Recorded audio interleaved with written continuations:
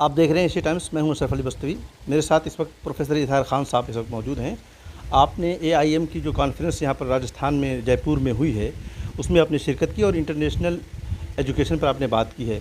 तो सबसे पहले तो मैं इनसे जानना चाहूँगा कि इस कॉन्फ्रेंस में जो इनका शिरकत का मकसद था वो क्या था और इन्होंने क्या अपनी कॉन्फ्रेंस के अपने सेशन में कहा।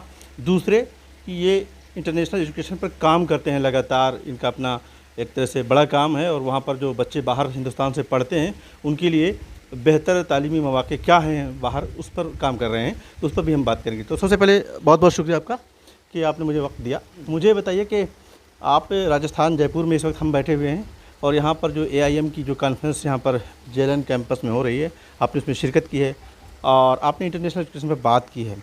तो सबसे पहले तो इस कॉन्फ्रेंस के बारे में बताइए, कैसे आप यहाँ पर पहुँचे?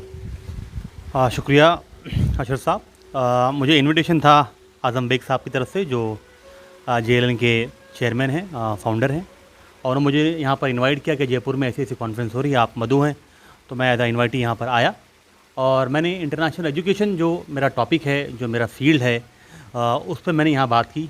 देखिए, आज माइनॉरिटी कम्युनिटी हम देखते हैं कि इंडिया में तो काफ़ी ज़्यादा अंडर रिप्रेजेंटेड है ही है, उसके साथ साथ इंटरनेशनल मार्केट में, इंटरनेशनल एजुकेशन में वो एक्सट्रीमली अंडर रिप्रेजेंटेड है। जैसे एक्सट्रीम बात कर रहा हूँ मैं, तो यहाँ पर तो अंडर रिप्रेजेंटेड है ही है, इंटरनेशनल एजुकेशन में तो हमारा कोई वजूद ही नहीं है, मतलब दे वेरी वेरी बेसिक है ना। तो मुझे ऐसा लगा कि मैं यहाँ पर आकर अपनी बात रखूँगा और एक डायरेक्शन दूंगा, एक नया एस्पेक्ट लेकर आऊँगा। तो मैं यहाँ पर आया और मैंने इंटरनेशनल एजुकेशन के ताल्लुक से मैंने यहाँ बात की, जो मेरा काम भी है, और मैं चाहता हूँ कि हमारे कम्युनिटी के लोग और इंडिया में और बहुत सारे बच्चे पूरे, जैसा कि आपने बात किया कि बहुत ही ग्रिम सिचुएशन है इंटरनेशनल एजुकेशन में, मतलब हिंदुस्तानी मुसलमानों की अगर हम बात करें, मुसलमानों की बात करें, तो क्या तरीक़े हैं आपकी नज़र में, किस तरह से उसको बढ़ाया जा सकता है, उस रिप्रेजेंटेशन को? देखिए, दो चीज़ें हैं आदमी के लाइफ में, दो चीज़ें, एक तो एजुकेशन है, दूसरा एम्प्लॉयमेंट है।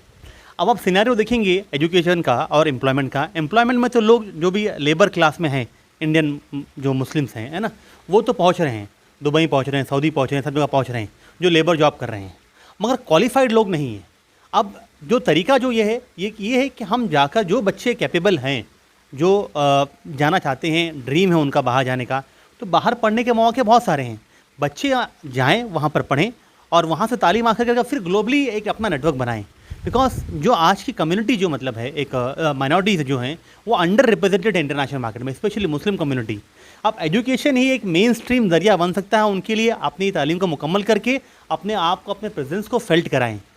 उसके अलावा आप देखेंगे बच्चों के अंदर, एक मैं कहना चाहूँगा कि बच्चों के जहन में ये होता है कि अब्रॉड स्टडी बहुत ज़्यादा महंगी है, मगर ऐसा नहीं है। अब ज़्यादा डिफरेंस नहीं रह गया। आप यूरोप में जाएँ, आप यहाँ पर आज 1.5 से 2 लाख रुपया, 3 लाख रुपये इंजीनियरिंग की पर ईयर फीस बच्चे दे रहे हैं, यहाँ पर दे रहे हैं। आज फीस है पर ईयर की, सेम फीस आपको यूरोप में जाए आपको सेम फीस मिलेगी। और बच्चे अगर काफ़ी ज़्यादा होशियार हैं, 90% बच्चे हमारे ला रहे हैं, 95-98% बच्चे ला रहे हैं, तो उनको तो 100% स्कॉलरशिप मिलती है। इसके लिए आप क्या क्या करते हैं? हमारी कंसल्टेंसी है डेफिनेटली, तो हम उसको प्रोफेशनली भी काम करते हैं, मगर हम जो बच्चे अंडर प्रिविलेज हैं, जो चाहते हैं, उनके पास ज़रा गाइडेंस नहीं है, हम पूरे जाते हैं, पूरे हिंदुस्तान में बच्चों को हम गाइड करें, मतलब कि बच्चे किस तरीके से मतलब जाएँ बच्चे और स्टडी अब्रॉड में किस तरह जा सकते हैं, अपनी पढ़ाई मास्टर्स, अंडर ग्रेजुएट अपने मुकम्मल कर सकते हैं। और ये देखिए, पढ़ाई करके बच्चे एक लेगेसी क्रिएट कर रहे हैं। आप देखते होंगे अपने घर में भी या अपने समाज में भी, कोई आदमी अगर लंदन से पढ़ के आता है तो उसकी इमेज अलग ही होती है, माशरे में उसकी इमेज अलग होती है। So he is not only going for money, but he is creating a legacy for the generations to come. तो जो बच्चा अगर डॉक्टर बनता है, डॉक्टर के साथ अगर बाहर से पढ़ के आ रहा है, तो there is nothing like that. तो हम चाहते हैं कि पूरे हिंदुस्तान में जाएं, बच्चों को गाइड करें हम, हाँ?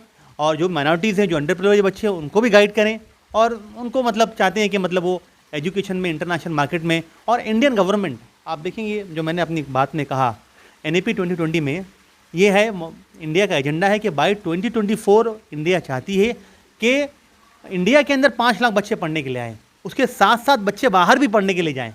इंडियन यूनिवर्सिटीज़ बाहर अपने कैंपस को इस्टेब्लिश करें और बाहर की यूनिवर्सिटी यहाँ भी इस्टेब्लिश करें। तो international education is going to be two way process.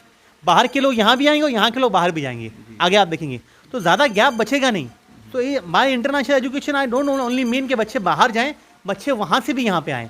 और इंडियन गवर्नमेंट को भी अपने इंफ्रास्ट्रक्चर को इम्प्रूव करना पड़ेगा गवर्नमेंट को, ताकि जब इंटरनेशनल बच्चे, हम चाहते हैं कि इंटरनेशनल बच्चे अगर हमारे पास आए पढ़ने के लिए, तो हमें वैसा इंफ्रास्ट्रक्चर भी प्रोवाइड करना पड़ेगा, वैसा माहौल प्रोवाइड करना पड़ेगा। तो it's a two way process definitely, and good thing, lot of scope is there for the students to go abroad for studying masters and undergraduate courses, and foreign students to come also in India.